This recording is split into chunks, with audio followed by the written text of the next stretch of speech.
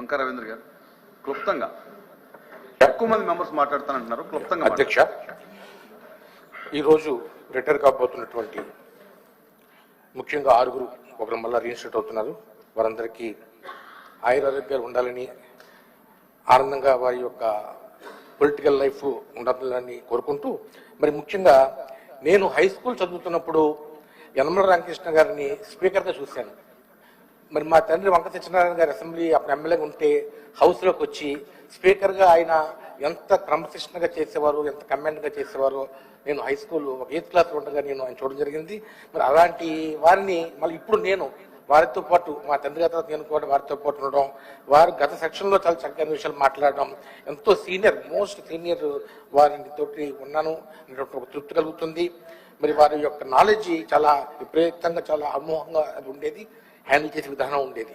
అలాగే మన కెఎస్ లక్ష్మణరావు గారు చక్కటి ఒక నాలెడ్జ్ తోటి, ప్రజల నుంచి ఒక సిద్ధాంత పట్టింపుతోటి ముందుకు వచ్చి ఎప్పటికప్పుడు ప్రతి ఇష్యూని పాజిటివ్గా చెప్తూ ఉండేవారు.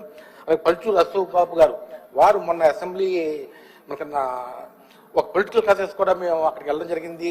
ప్రతిదీ కూడా అనలిటికల్గా బడ్జెట్ని ఏ విధంగా చూడాలి, ఏ విధంగా మనం ఒక ప్రజెంటేషన్ ఇవ్వాలి, ఏ పద్ధతికి ఎంత కేటాయించి 5 సంవత్సరాలు ఏ విధంగా అవన్నీ చాలా అనలిటిక్గా ఆయన అక్కడ చెప్పడం జరిగింది.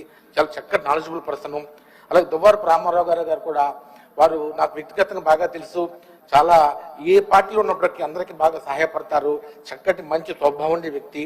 అలాగే తులమూరి నాయుడు గారు, ఇళ్ళ వెంకటేశ్వరరావు గారు, పాగలపూడి రఘువరన్ గారు, వీళ్ళందరూ ఆదర్శప్రాయంగా చేశారు. వారి యొక్క మొత్తం టెన్యూర్ అంతా ఆదర్శప్రాయంగా ఉంది. వారందరికీ ఒక చక్కటి శుభాకాంక్షలు చెప్తూ, మరి వారి పార్టీ అధినేతలు కూడా వారి సర్వీసెస్ని మళ్ళీ గుర్తుపెట్టుకుని మరొక అవకాశం వారికి ఇస్తే వారు ఇంకా ఈ హౌస్లోనూ కానీ వేరే చోటగా ఉంటారని నేను భావిస్తూ, మీరు నాకు అవకాశం ఇచ్చిన మీకు నా అభివృద్ధి తెలియజేస్తున్నాను అధ్యక్ష.